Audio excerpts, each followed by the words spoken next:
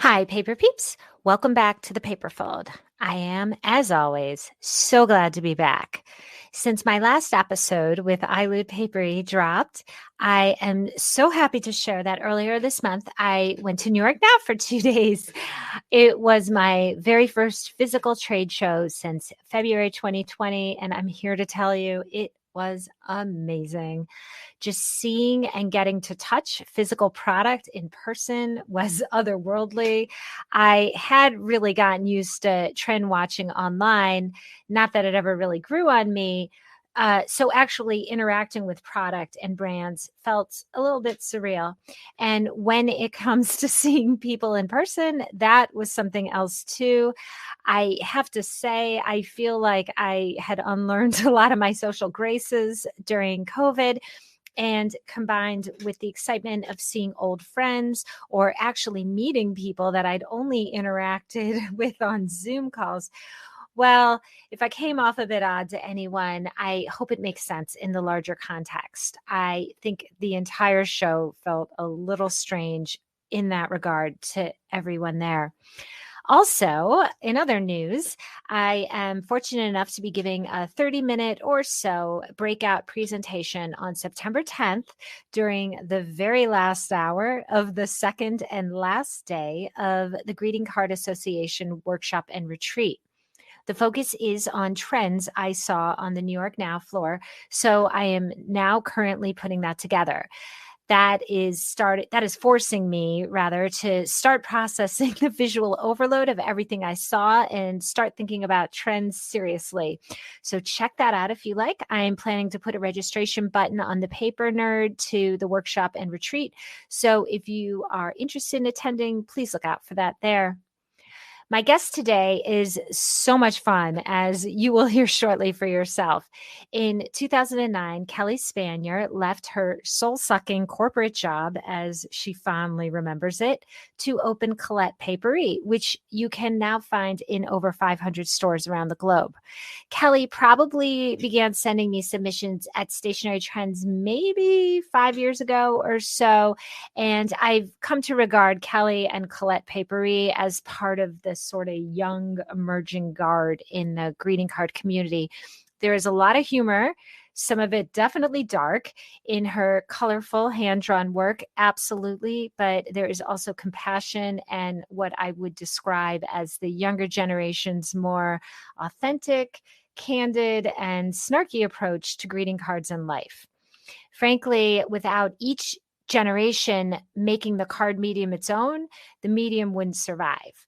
So, as such, I find her approach so compelling and a bit of a mystery. I'm just really curious about what kind of mind creates and successfully sells gorgeously lettered cards with sentiments like, I can't wait to teach your baby a lot of cuss words, or a beautiful line drawing of a cat with the caption, I puked.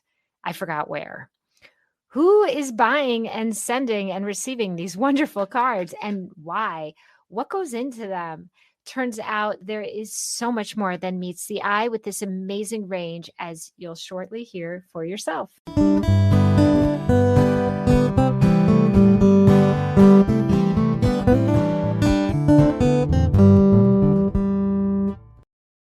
Hey, Paper Peeps. So by now, many of my listeners are familiar with the force of stationary nature, better known as Girl with Knife. But if you aren't, time to change all that. From the first moment I spied her booth at her New York Now trade show debut in 2019, I was smitten with this cutting edge range that the world was calling out for. We all just didn't know it yet. Everything is nimbly collaged to life, slice by careful slice by the talented and exquisite Alicia Castaldi. This stylish collection of cards, journals, and notepads that have sprung to life under this fashionista's exacting knife is sharp, snarky, sleek, and occasionally very sweet, just like that BFF who would love to hear from you right now. For that reason, whenever I get my hands on Girl with Knife merchandise, I hoard it and use it most sparingly. Alicia recently launched Gift Wrap, and if you're already a fan of her range, you're familiar with her patterns and quality, but these super thick sheets elevate any gift from off the rack to atelier. Her recent releases of Midnight Botanical, Rare Creatures, and Chasing Dreams bring the total styles that slay up to 10. And if you're like me and that you fall in love with a range and want to reside in that world, you're in luck. Alicia recently unveiled Knife House, which was one of the few good things I can think of that came out of 2020. That was when Alicia shifted her operation from LA to this newly renovated concept home in Palm Springs. This completely private, walled and gated estate features panoramic mountain views and countless luxe surprises. Take a tour through its magnificent blush pink doors at www.knifehousepalmsprings.com or find it on Instagram at Knifehouse Palm Springs. Good luck getting your jaw off the floor as you take in this perfect California adult playground. These glamorous digs are available for photo shoots, film projects, special events, and short-term rentals. But just as importantly, all that exquisite Palm Springs flora and fauna have inspired Alicia's soon-to-be-released journal and notepads. She tells me that they're also expanding into home decor, which I, for one, absolutely can't wait to see. So now that you've glimpsed this wonderful world, you need this cutting-edge lifestyle brand in your life. Find Girl with Knife in hundreds of shops across the U.S. and over half a dozen countries. Alicia and Girl with Knife have also been featured in New York Magazine, LA Business Journal, BuzzFeed, and of course, Stationery Trends. I've run her work there countless times. Alicia was one of our 10 designers to watch in 2020 and proceeded to live up to that designation when last May, 2 out of her 3 nominated cards took CHAP honors at the Noted and Noted virtual greeting card competition. Then, for our winter 2021 issue of Stationery Trends, Alicia designed the 10 designers to watch frontispiece for us. It is something else if you haven't seen it yet. Also, as of 2021, Alicia is represented by none other than the Daniel Richards showrooms in Atlanta and Dallas. Dan's eye is renowned in this biz, so his representing Girl with Knife is unsurprising, but it also means that this brand needs to be on your design radar stat. Check out this beguiling range at the recently refreshed girlwithknife.com. Right now, the theme is Season of Fierce, and I think we can all use one of those about now. I guarantee your stationery will slay.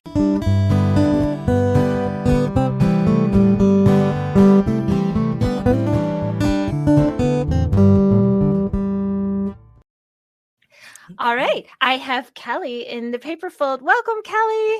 Hi. I'm so happy to have you here. So buoyed by the idea that life is too short to spend it in a cubicle, you quit, which I heartily agree with. You quit your day job in 2010 to launch Colette Paperie, a risk that many people dream about but never do. But there's a lot more to it than that. I was really sorry to see that you lost your mom in 2010, but I find it so intriguing that you used your inheritance as seed money to launch Colette Paperie. So I'm just wondering how that affects how you approach your brand, and if you can speak to that. Yeah, I had already known that I wanted to make cards, but being with her in a trying time really solidified it.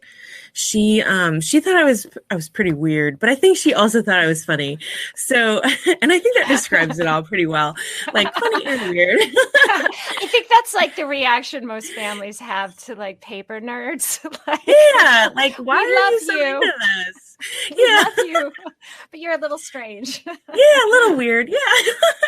But I think having a little extra money around really allowed me to not have to take on another job, which was really nice. I kind of equate those kinds of jobs, they're kind of like smog in your brain.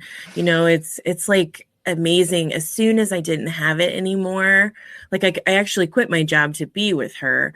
So, and it was amazing. Like things just opened back up. It was a relief off my shoulders, of course, but like I was amazed with how much like I had creative ideas again. It was like, oh, I can actually kind of, you know, utilize some things in my head a little better, because it's just kind of amazing how much creativity you actually can find when you don't have to put it all into, one, a main job you hate. Yeah, right. I know. Exactly. No, I agree. Look, there's a lot of, when you're creative, there's a lot of things that just distract you. And, right. Just every day, I find like every day, just this and that, normal conflicts, give and take, but it does sort of undermine sort of like your ability to like focus and create what it is that you feel compelled to create. So, right. Yeah. Focus is a good word. Yeah. Yeah. And I'm a big believer in like the power of no. I mean, sometimes, getting something off your plate brings everything else into focus, and definitely just brings that much more to the table. So you were already a paper nerd. We've established that but you have also spoken about how your mom was receiving a lot of sympathy cards and you found them very wanting. Can you speak to that? I mean, they were kind of disappointing. I think that, firstly, I do think that back in 2010, I don't think there were a ton of snarky cards really around. I feel like I kind of, was trying to fill a void. Right. But I do want to share a little nugget with you that I think is always really funny to everyone that I tell. The only thing that made us laugh, I was getting her mail, and I was kind of bringing it to the hospital room, and we were just kind of going through it, and she had a magazine. It was a Good Housekeeping magazine, and it said in bright red letters, "This is your last issue of Good Housekeeping." Like Mazel tov. Yes, it was so like, I mean, we really laughed, and that was the only time we had laughed like the entire month. And it was like, I know it doesn't come from a bad place, but when someone sends a sad card to an already sad person, it really doesn't help anything. Like, right. I agree. Look, sometimes these situations, they turn us into these like selfish people, and we kind of like make their problems about ourselves and our own like mortality, I feel like. And so absolutely. we get sad, but like we're not really thinking about the other person in that scenario. Like maybe that person could use a, ridiculously crazy card that might, bring some light to it. Absolutely. I mean, I would have to research this, but it was a really interesting time, like around, I want to say about the time you were launching when, empathy cards came out and it just like opened the floodgate. Like I remember, like Emily McDowell's card was like, it's like the verbiage is so brilliant. It's like, the next person that says everything happens to a reason for you, will you please allow me to punch them in the face? Like, it just like, it like opened the doors to like this new sort of authentic connection during really crappy times in life. Yes, exactly. So, and obviously you experiencing it, I mean, as terrible as it was, I'm sure it gave you fodder for like your first several releases. Yes, for sure. I mean, of the darker ones, I mean, obviously like going through that is not going to help you with a birthday card, but right. No, it's fair. It's kind of, it taught me kind of what I really wanted the cards to say.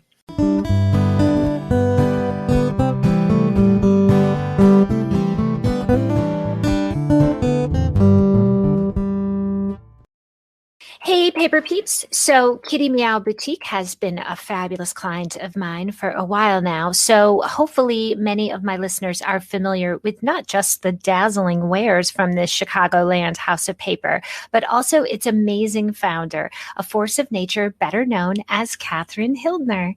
This mom of two, with another scheduled to arrive soon, has created a most intoxicating stationery range.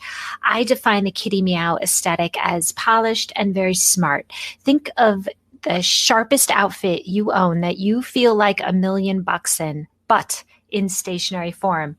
Everything from typography to envelope choice comes together to pack a most enticing punch.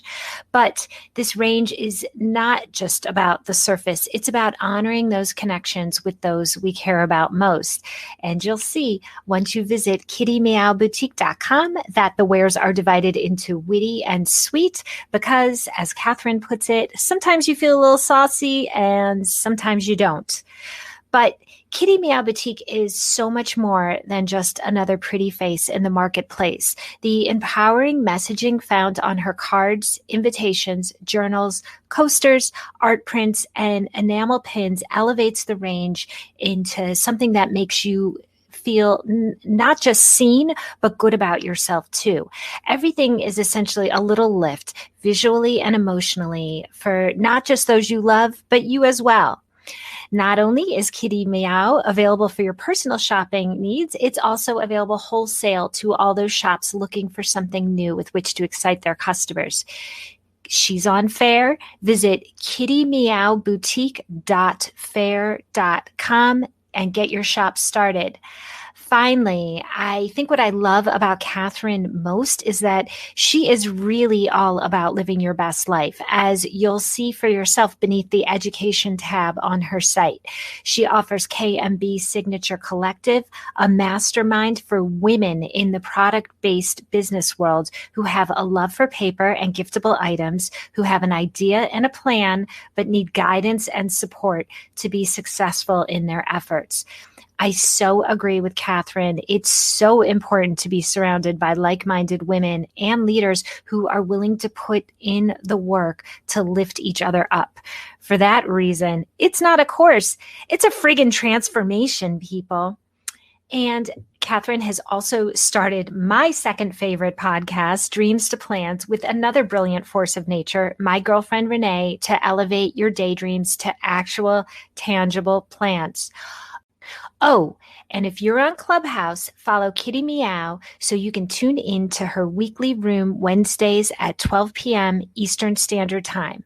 It's called Small Business Savvy, Insider Secrets You Need to Know. I checked it out for myself last week, and it was just the dose of inspiration and confidence my day needed. So get those good vibes going at kittymeowboutique.com and tell them Sarah sent you.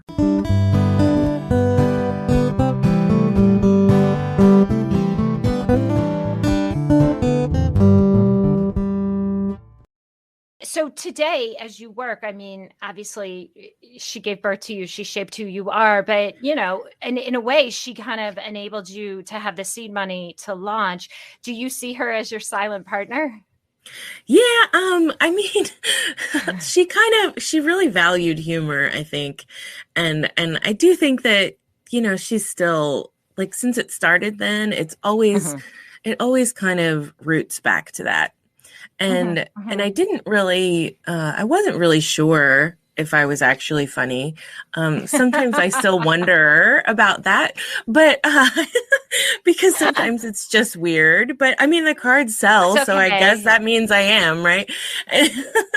That's okay. Like, I have a 15-year-old who, like, it's constantly telling me I'm not funny, and like one of my friends from high school was in town last weekend and came over, and we were all visiting, and after she left, I said to my daughter, I'm like, oh my God, isn't Barb so fun and so funny? And she goes, she has the same exact sense of humor as you, Mom. Unfortunately. like we think it's funny, like we Yeah. think it's hysterical. So, Yeah. like There's definitely generational humor. yeah, absolutely. Absolutely. Well, your teenager is not going to find anything that you find funny just for No. the sake of not agreeing with you. Like, Yeah. And we have two teenage girls here too. They're 13 and 15. So, and they just get embarrassed by my cards, right, like because they have like, breast on them and, like just embarrassing stuff. Like they're what? humiliated by They're embarrassed. You know what? Maybe that's a gauge of how successful the card is going to be, like by how much it how makes bad do you teenagers think cringe. it is? Yeah, for real. Can I have the cringe factor on Yeah. that, please? Yes, I think it's yes. hysterical. Given when you started and given just the sort of vein of your cards and just sort of your approach to messaging, I feel like you're part of like just this younger generation, more millennial, that is sort of like picking up the, just sort of picking up the flag, so to speak, and bringing cards for the next generation. And the cards are different. I mean, like if I look at, one of yours and one of the cards, a Get Well from 20 years ago, like it's very different. So I'm like really curious about your process for bringing a card to life. Do you start with an occasion and then work from there? Or do you create the imagery based on something that comes to your head? Like, how does that work? Well, I still haven't quite figured that out. I don't know exactly what method I use. It's totally random. And because I print everything myself, I will just think of something and just quickly draw it out and like pop it on the site and see what happens. Wow. Like it's a little crazy. And I know that's not normal. But as far as like a process goes, I do have a big master list, and every, few weeks or a month or so, I'll sit down and just draw out as many as like I really think would make sense on a card. And because I have ideas that I just can't quite, get there. But if I have a feeling about one, I'm like, that'll definitely work. I jot them down constantly. I try not to use puns. I hate puns. And there's so many makers that do a really, really good job with it. So like, if that's not your thing, that's not your thing. And I think that's good. I agree. To know who you are. And I don't do like super, cutesy kind of thing. And also like, yes, there are brilliant illustrators out there that are mastering, that whole genre. And I keep it as real as possible. I finally took down my Trumpism cards, which was a big thing for, for all 4 years. I made a lot of money off of that guy. He was not very fun. He was not fun to draw. I'll tell you that. But but it was at that point though that I knew that I should also use the current like climate of what we're living in for card ideas. So look, and I think that's been helpful. Yeah, look, I mean, if it's on your customers' minds, then it's good card fodder. And especially if you're putting like a really, different spin on it, and people see it and they respond to it. Like, I'm curious off the top of your head, like what were some of your best-selling Trumpisms? Like, what was the verbiage? Oh yeah. Oh my gosh. I did like you're 29, you're still 29. That's fake news. Where it's kind of, like now it's like, it's almost a cliche now. Like you're tired of hearing the same things that he, but they sold so well. I mean, stores were ordering them by the, hundreds, and it was just funny that it was ironic to me that a person that I really didn't respect a whole lot is actually bringing me in quite a bit of money. Quite a bit of money. I know. Like, it's like he's a buffoon, but like he's very quotable, and like there's just so much fodder. There's so much material. Right. Like when I went to journalism school, like it was considered a really like radical idea that politics were entertainment. Well, he took that full circle and, in the process, like gave like creatives like so much material with Right. which to like You really with which did. to like run with. Like I remember at the first noted that would have been in spring 2019, seeing a card. I don't remember who made it, but it was like I send the best birthday cards. Nobody sends better birthday cards Yeah, than me. right. Like it was just like there's so many directions you could go in, and they're so funny. But and then it definitely started. A lot of people started making them, and that was the time when I said, "Okay, then I'll go ahead and take mine down. I'll take a step back." Right, yeah. Right. And now it's just time to move on. Like now, nobody wants that. Yes, like let's just move on. Find some find a new topic. Certainly, there's still so many Trump cards out there. It's amazing. It's like, oh my there gosh. Are. I know. Let it go. I know. Let's move on. For me, when I see your range, you know, obviously, like the lettering is a big part of all your cards, and you know, and of course you draw icons as well, you know, very kind of, I mean, well placed. Like you don't always use one, but you know, you do a lot, and then so you approach letters as not just the basis of copy to congratulate someone or wish them happy birthday, but as a design element in and of its own. You know, that's not a new concept, but I love how your sort of zany look that diverges from classic lettering. So I'm curious about your style. How long did it take you to develop, and is it always evolving? Yes, always evolving for sure. I mean, for several years, you know, I just used fonts. And then I just kind of started getting into lettering. I think I've been lettering for maybe 5 years or so, I think. And, you know, I just kind of started getting into it, and it kind of saved me a little bit. I kind of feel like it really makes the cards more unique. And I think that the key to my card messages is I draw it how I would say it. Right. So that's a good way to approach it. Brilliant. Yeah. So if there's like an emphasis on words, I put that into the lettering too. Sure. Zany is a good word to describe it. I like to keep it a little nutty. Yeah. I mean, you know, when you write to someone, when you write to someone, you kind of go off on tangents and you like make random comments. So I kind of put that energy into the lettering, and I mean, I hope that's kind of what that makes them successful, is that you can kind of laugh at the way it's written. Also, you know, like absolutely. I'm trying to kind of attack it at all sides. Yeah. No, it's a visual representation of the message in words, if that makes any sense. Yeah.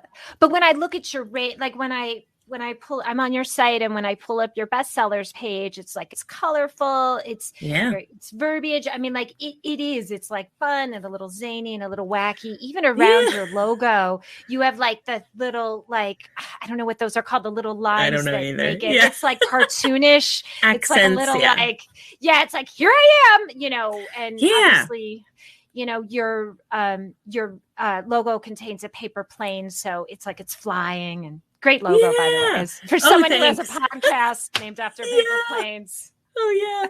I love paper planes so much. I love them. So I know when Amy and I did a video for Paper Plane, Happy Paper Plane Day, just like a little promo. And I don't know how to make one. My husband, I knew my husband would, and I asked him to make me one. And it was like a beautiful feat of engineering. Like I could never redo it, but like they are an amazing like creation that you can do this. So I like that you highlight it. Oh yeah, I love it. So for those of us like me, who have really, really lousy handwriting, or do you have any pointers for those of us wanting to achieve more polished penmanship? So slow down. Okay. That's really good advice. That's the first thing. As soon as, you know, when you're jotting things down, your handwriting just slowly becomes terrible, right? When you're moving fast, and your thoughts are moving quicker than you can write it, right? So, you know, that is a problem, right? Huge. But, so I would just say like I will sometimes make a, like a shitty copy and then like that I can only read, and then I will be Right. like, okay, I'm going to actually slowly do this separately. Because That's if I'm doing it great. at the speed of thought, that's not going to work, right? Right. Yeah. And you got to start somewhere. I mean, it makes Yeah. sense to me when you tell me that, because writing is rewriting. Like, I don't write a polished article the first time I Right. sit down. No. I write like 30 crappy Bullet ones points that and I yeah. put into a good article. So, you need a starting off point, even if it's total crap. And Uh-huh. also my guess is to kind of see the placement of the words. And Yes, that even if too. it's really bad, even if it's a really bad starting off point, at least you're starting to think about the relationship and the size and, Yeah. what kind of icon, if you want to put an icon, Yes, that's you know. always a question too. Yeah. So, But, I so, make lists all the time and I'm mhm. always just kind of practicing. I even like if I don't have anything in front of me, I'll sometimes will be kind of drawing with my finger in the air and my husband is like, "What, why are you doing that?" But Right, right. I mean, it's an so obsession at the same time. absolutely, Yeah. absolutely. Well, you're always working on it. And I'm sure your card, if you look at the cards that you were putting out when you first started, you'd be like, oh my God, like I've Yeah. come so So far. embarrassing. They're not. I mean, you had to start somewhere, right? And Yeah, your I cards were know. good. I mean, it's not like they're anything to be ashamed about. It's just that Yeah. you're so much better now. Yeah, I really So, polished it. Yeah. and I assume you still are. I mean, that's the thing. I mean, you don't really stay good unless you're constantly like Yeah, questioning and sort of pushing definitely. Yes. I yourself a am little bit. always trying to try new methods and, trying to add more dimension to the letters too, because I know they're kind of like flat and simple. Sometimes I, fight with myself. Like that's what I'm going for is simple and, real, but I don't know. I go Right. between. No, I get it. And, it's sometimes I can imagine that the way that the card comes out is sometimes not the way you see it in your head.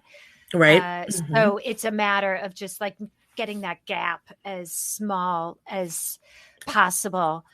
Hmm. So, like when I look at a card, like how do you? So really, it's just how it reads depending on which font you use. If you use two or typeface or two typefaces, or Hmm. if you make them capitals, if you do a strike through, like everything is just about how it reads. Yeah. That's really behind most of your decisions. Yeah, Um, there's so many personalities, I think, in my lettering. Um I have all these different styles, I think, and I kind of imagine like I almost imagine a character in with each one, like how would this person write this, And so right, some of it is more like messy and more like haphazard and it's kind of like it's all going to the mood of the card. right, right.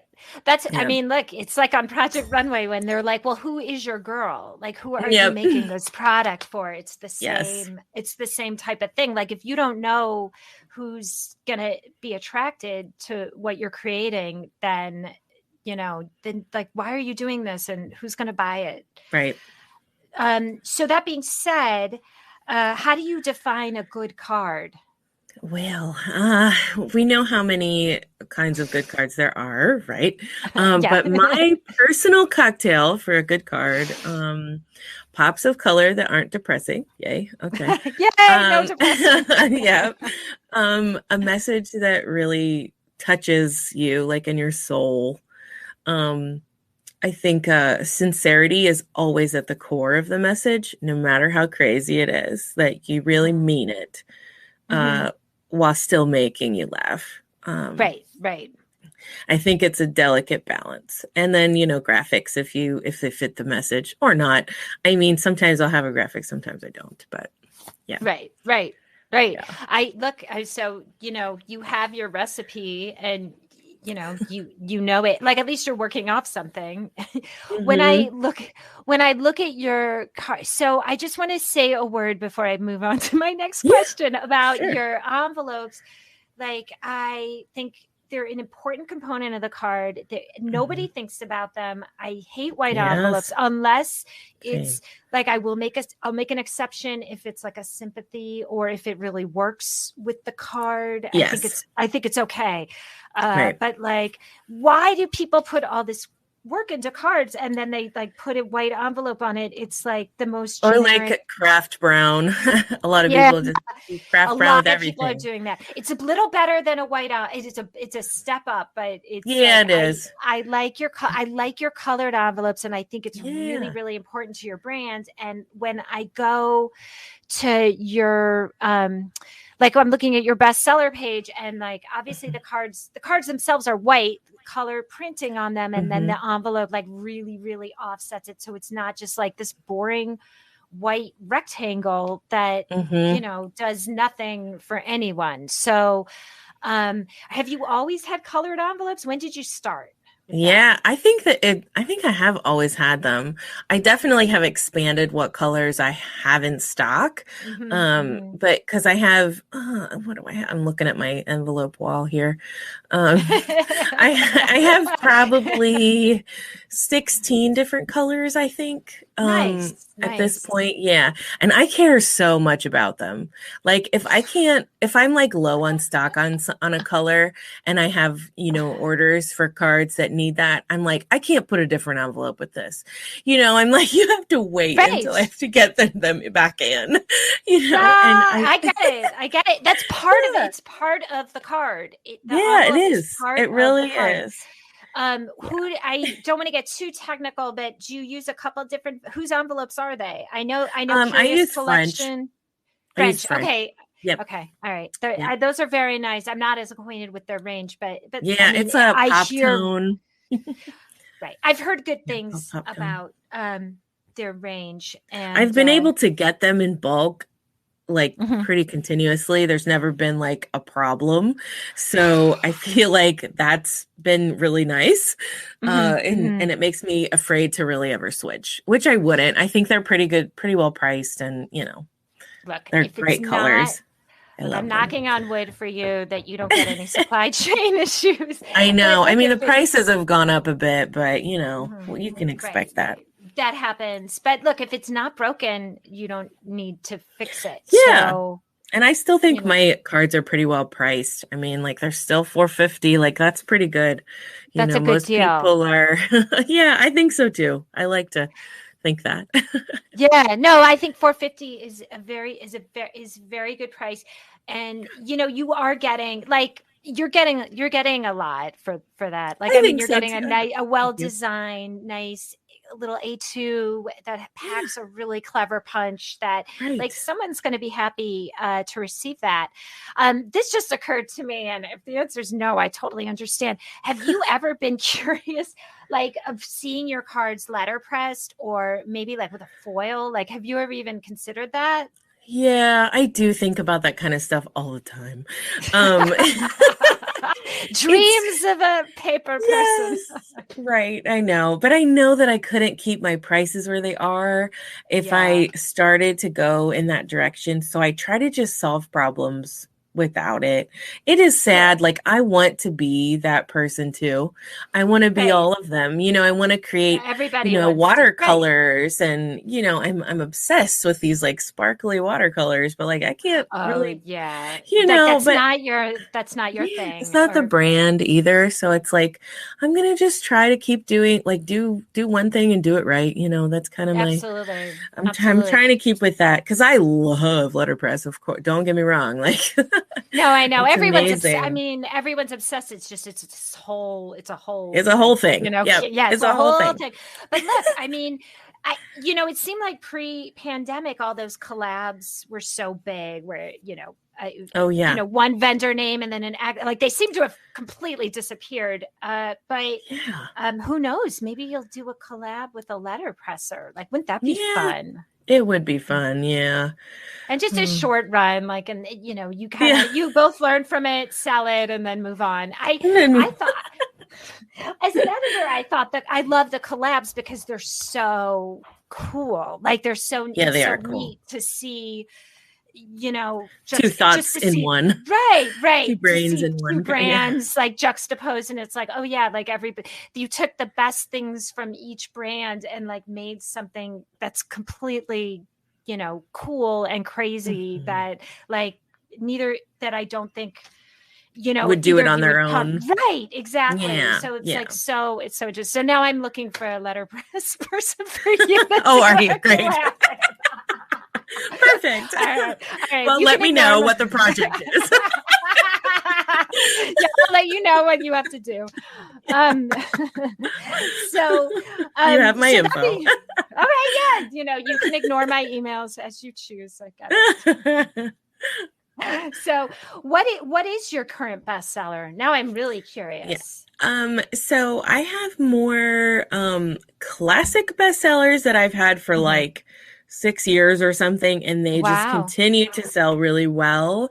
And then I have kind of like new bestsellers that are, kind of like in the past like couple of years, they've really, blown out. And so I think I'll kind of talk to both. Sure. Yeah. I want to know. Yeah. So like classic bestsellers, that I've had forever, like The Real Bad Friendship. Like I feel real bad for people who aren't friends with us. Real bad. I'm so tired of that card, but it's still just, Urban Outfitters bought it for a couple of years and it was great, like it's cool. I'm happy that, but there's no artistic element in it. It's like, it's kind of boring to me, but it still sells like crazy. So why am I complaining? I get it. Well, I think, creatives get more excited about the whatever new they're working on. And so yes, like I'm coming up with all these amazing designs and you still go with that one. Yeah. Right. Like that was my brilliance, years and years and years ago. Like, why don't you check out my more recent top hits? Because they're way cooler. But no, it's a classic and it sells well, and I could see how it's perfect for that Urban Outfitters crowd. Oh yeah, it sold great there. It was an era for me. It was crazy. I love it. Yeah, I love it. What are some of your other bestsellers? The kind of newer, the more newer ones. Like there's one that's like You, My Dear, Are a Freaking Delight. I think delight is a big word that we use more now, I feel like. So I think that one's been really popular. It's Okay to Fall Apart. Look at Tacos. That one is crazy. Yeah, anything with tacos, health and mental health, it's gonna do well. Sure. I hit mental health a lot, actually, and I want to do more, because I just think so many of us kind of identify with it and can, at least send a card like, yeah, I'm breaking down, and that's okay because it's like we all break down. Absolutely. Look, if it's something that I don't know, like the best cards, I think hone in on, like cultural currents. That's what I think of them as, where it's just like a lot of people are feeling this way. Like, how can I speak to it? How can I help them articulate how they're feeling? How can I help connect them with those that they love who are also maybe feeling a little nutty? I think that's great. I also think, kind of why they're bestsellers. I think like there is the laugh involved, but like the appreciation kind of, it goes to both the recipient and the sender. Like the message is that we're both in this together. You're not alone. And that's kind of like what I look for in a crowd pleaser card. Right. And I also like cards that sound sappy at first and then they just like blow your mind with their sass, it'll start as like a quote that you think like, oh, she believed she could and she did, and then it would go into like some crazy tangent. That's gonna when all else fails, watch a murder show, which is fun too. That one's pretty new. I like that one. And I like We're All Fucking Nuts. It's not a competition. That's really good. The flower next to you doesn't bloom or whatever that saying goes. That's awesome. That's awesome. So you touched on this, but your bestsellers like have that. And I mean, that's a nice thing to have in common, because not everybody can do that well, where it starts off a little sentimental and then turns you on your nose, or vice versa. It's a little smart assy and then it gets sweet. Really, really nice. Yeah. I kind of just like to surprise people, I guess. That's a nice equation. And they're always blank. Always, which makes my life a little easier. Absolutely. But the messages, lately I feel like I've been having a lot of conversations with clients and just industry talks about blank. Like, do they sell? Are all cards blank? Do people like greeted? And I really feel like, especially for this market, for the more, millennial market, for lack of a better term. It's like they may be intimidated by a blank card, but but when the verbiage in front is really good, it gives them enough fodder to write a card without "Happy Birthday" having to be printed inside, or something like that. I mean, I've struggled with that, and I've had some, stores every now and then will be like, "I just can't sell blank cards," and I'm just like, "Well, okay, yeah," and it's like, "Well, okay, but mine do." Like, that's my message to them. Like, they will, Do you think they're retailers who are more gift with less stationery, and then they don't really get the category? Like, that's what I'm wondering. It is a question for sure. And the way that I kind of explain it, I feel like the cards so the message is crazy.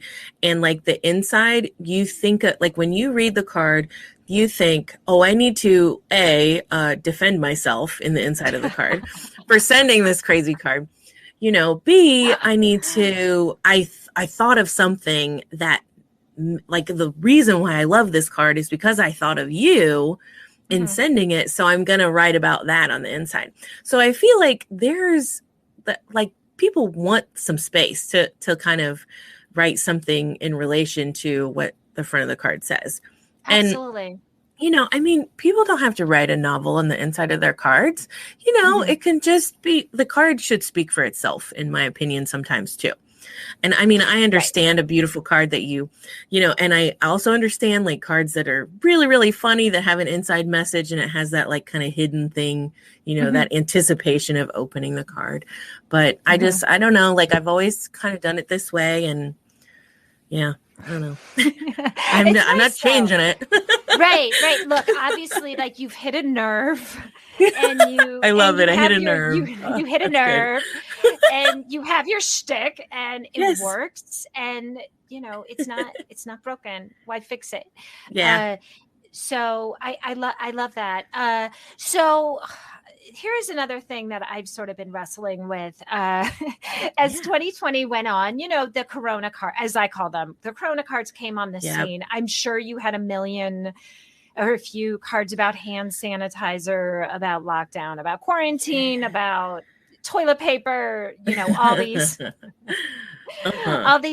all these categories. And then they sort of, it's like, it was like this category appeared, all these makers sort of reached the top of their, game within this crazy category. Like when I interviewed Pamela from Daisy D, and she even talked about how, like, at first during pandemic, the cards were really sweet, and then they sort of evolved into snarky because people got angry, more frustrated. And now, like, who the hell knows what's going on with this variant? So, so, my question to you is, like, what's a card maker to do? Are you still making them? Are you still selling them? What's going on? That's a good question. So in the thick of it, when it really started, last year, I actually created the card so quickly when it happened, and I was so snarky right out of the get-go that I had people emailing me. I had messages saying, take me off your list. These cards are so distasteful. Like how dare you make fun of this very serious situation, and I was like, oh, this means I'm going to succeed. Like, how did all these stuffed shirts sign up for on your newsletter? Like, yeah, that's a great question. Yeah. If you don't like this kind of shit, like this is not the place. This is not the forum. Yeah. And so obviously, like, and I actually had them on Fair right away too. And they actually sent me a question. Like they said, we've gotten some complaints about your cards. And I'm like, what? Yeah. Well, it was really early. It was too early. It was like a week. It was 2 weeks too early. Okay. Like I would say that's it. And 2 weeks. For those of you who are listening who do not know what Fair is, it's an online platform. It's like the Etsy of online shopping, of like B2B shopping. And when all the trade shows stopped, it really, really built up because retailers needed to fill their shelves. And so they were buying in this forum. And apparently you pissed off a few retailers. I know. By being a little too early to the party. Yes. I was so like, this is going to be great cards, and I made a line, and I actually did, kind of a food drive thing with my cards. Nice. I did a donation thing too, because the schools were closing at that point, and like the food drive that I was, or the food pantry, sorry, they only serviced kids in the summer, but now they were like, oh, we need to have, an influx of donations now because these kids don't have food. And so like, I kind of paired it with that to try to ease it a little bit, like the anger. I'm like, no, I'm doing it for a good reason, you guys. And like, and it was great. Like, I raised a ton of money for them. So that was cool. That's awesome. I made probably like 8 different ones.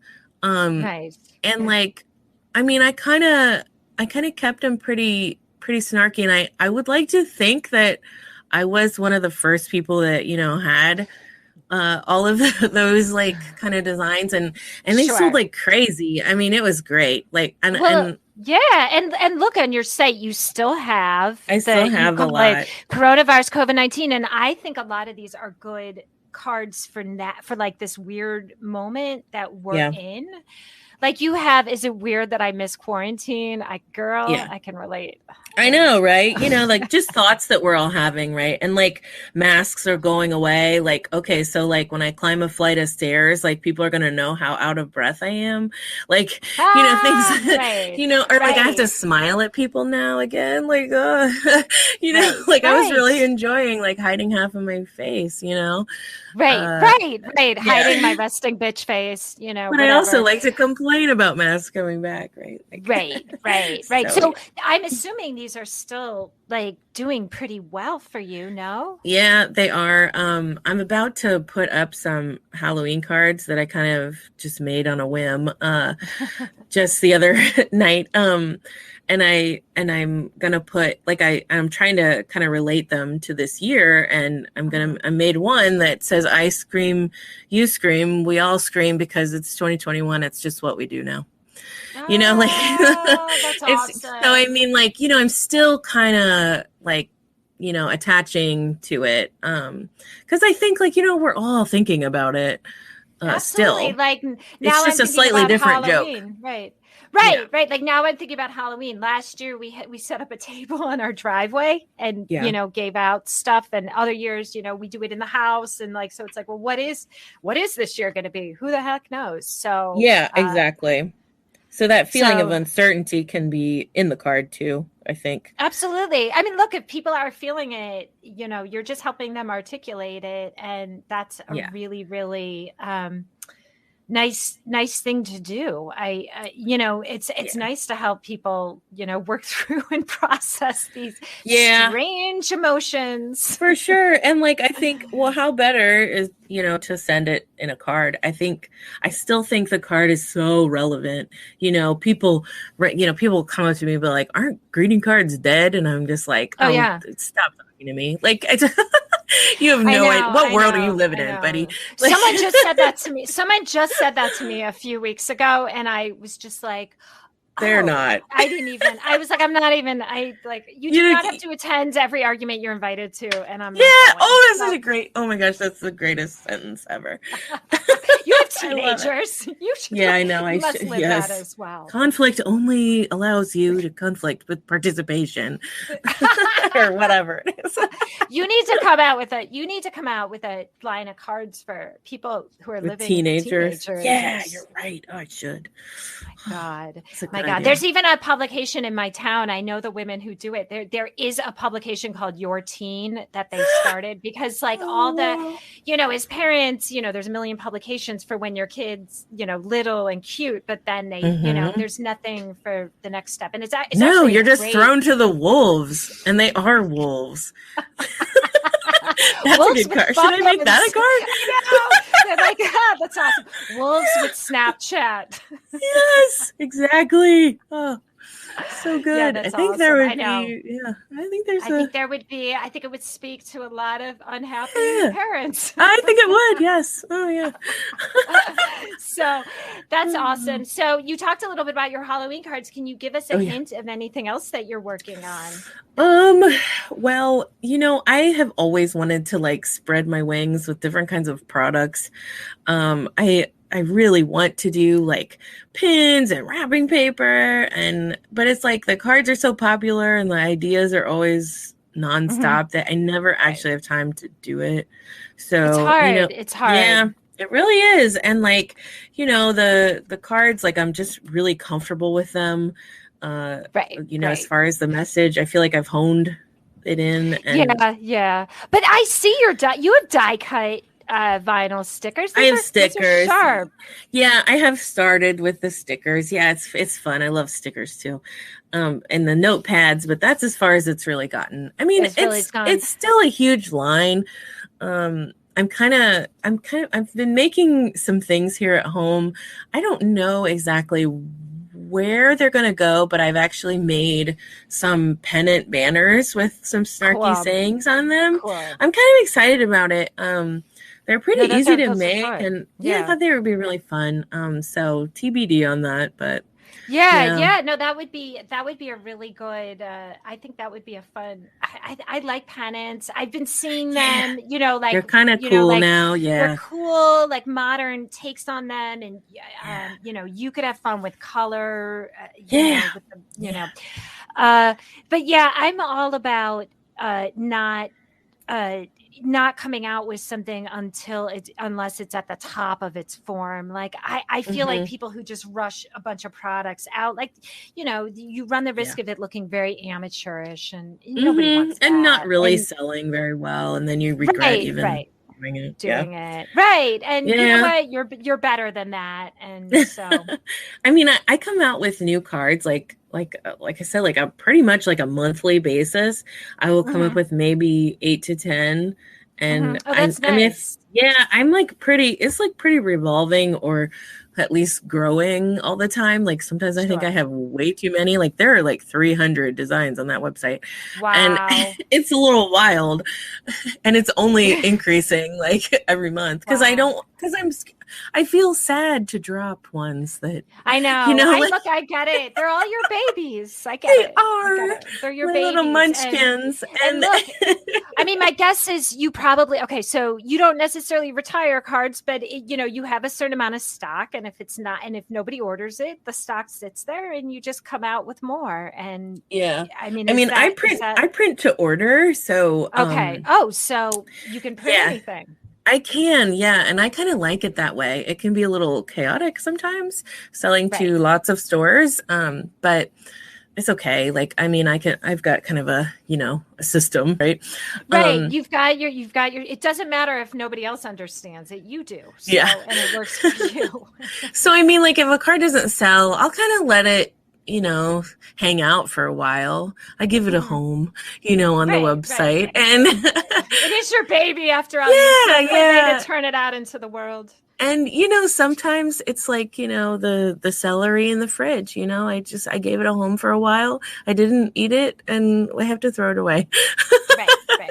And look, I mean, I think that's fine. And Yeah. look, not everything you do is going to resonate. I mean, No. not everything, Or like but sometimes they're too specific every now and then. Like somebody would mhm. be like, that's close to my situation, but I wish it didn't be this very specific thing. I don't know. Right. Like this one hits a little too close to home. Yeah, too close. Like, yeah. I'm having an anxiety attack. I feel attacked. Yeah. I feel seen. Yeah, seen, right? There's so many like buzzwords, aren't there? I know. I feel seen, but yeah. I guess once I feel like as the parent of a teenager, like once I start using it a lot, it's probably on the way out. It's on the way. Yeah, it's mass merch. Yep. So I just have one more question, which just came to me because sometimes when a line is a name of a person. Like in your case, you're Kelly, the line is Colette. What's Colette from? So, this is going to be great. So I have no good story for this. That's so funny. I just was looking for a pretty name. Like I was so immersed in like creating the cards and stuff. I was just like, I need to have a name. And like, I just kind of looked for pretty names. Cause at that point I had no idea where the brand was going to go. Sure. And like, what's a name I could live with? And the one thing that I think is so ironic is that, okay, so you see my name is Kelly and it's spelled K-E-L-I. There's only one L. Got one L. I got one L. And like everybody spells Colette with two L's. And I'm like, this is great. So like I've made it harder on myself because it's bad enough that I have Kelly with one L. Now I have Colette with one L. And it's like I have furthered the nightmare of people misspelling myself. Like it's like it's kind of funny. Subconsciously, it's maybe funny. Like a single. You're just not a double consonant. I guess I'm not. Yes, I prefer one L. Apparently, like it's so dumb, right? Like your name, like Kelly with one L. Yeah, I actually like write it. You know, it's funny when I spell it to people on the phone, like I actually have to say it's only one L. Like even if I say L, they will still put two L's. It's so funny. And it's like, come on. Yeah, no, believe me, I'm a Sarah with an H, so I get it. So it's always a problem. That. It is always thing, but I love that it's a single, and I didn't know that only because when I run you in Stationary Trends, when not that you have to double take. I double check when before. Well, I appreciate that. I run through all the names and I make sure and it's not just the single consonants. I mean, a lot of names are lowercase, a lot of them are all uppercase, a lot of them are a mix of both. I mean, crazy. As an editor, it can be a little problematic. And sometimes I'm sure. I have considered just being like, everything is going to be in sentence case and that's it. And that's our house style. Yeah. You probably like sit in bed at night and wonder if you corrected something, right? Like, oh my God. Yes. Yes. I know. Yes. In the early days before we were digital, if a mistake got in, like I would sit up at night and like be like, how could I have done I would be that? so mad at myself. I know. Now at least. How humiliating. No one even noticed, horrible, but I did. But me and the person who I screwed. Right, yeah. Like you two are the only ones that saw it. 100%. Noticed, but like every time I see them, it's like we look at each other. I'm so sorry. No, it's fine. At least that person is used to it. I know. Like if you apologize in a very heartfelt way, usually they understand. And I try to make it up. I'll be like, look, I'll make it up to you. I'm going to feature you next month. I'm going to feature you, and I don't even like that design. No, I don't. Yeah. But I know it's horrible. No, I make it up to them, but now that it's digital, like we can at least correct it online, so I can. Oh, that's good. Yeah, I can throw them a bone, and we can do something immediately, and it'll make them happy. And that's nice. That's funny. I always feel so bad when I misspell things, and I'm kind of a grammar I'm obsessed with grammar on my I cards know too. all And paper peeps are. I mean, yeah, like, it's like, part you're of the in good game, right? company. Move Yeah. over. You're But with it's me. like Okay. I'll like kind of run it by people, like really, like my sister is real extra on the grammar front. So I will I will say, is this right? Just to make sure, because as I get older, I feel like my drilled in grammar rules, I feel like I'm kind of forgetting a little bit. I know. A- I know. And Me and I too. feel terrible because I used to be so particular, and I'm still particular, but then I just cannot remember, I know. what the I know. correct, the apostrophe S and oh God. I know. I know. And then the longer you look at it, the weirder it looks. Yeah. And even if it's Yeah. right, it looks weird. I know. Yeah. Well, my sister never forgets, so I just send it to her, and I feel like it's going pretty well so far between the two of us. All right, Kelly, I cannot thank you. Kelly with one L. Yep. I cannot thank you. Colette with one L. and from Colette with one L. Kelly with one Yes. L from Colette with one L. I cannot thank you enough. That's going on the commercial. I know that's going to be in your ad for stopping by. And now I'm like, now you got to come out with a range for moms of teenagers. Yeah. That's good. I'll work on it. Fine. Okay. I will. All right. Good. Yeah. Okay. I expect great things from you. Yay. Yay. Sounds All good. Right, well, thank you so much for coming by. Thank you. Yeah.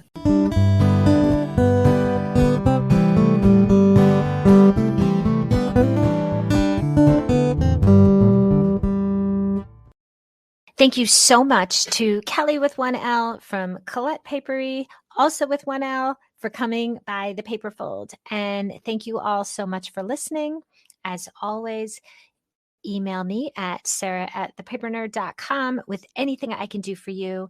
And if you are liking what you are hearing, please subscribe and leave me a stellar rating and review so I can get in good with the podcast algorithm gods. Thank you so much, Paper Peeps. Please stay well.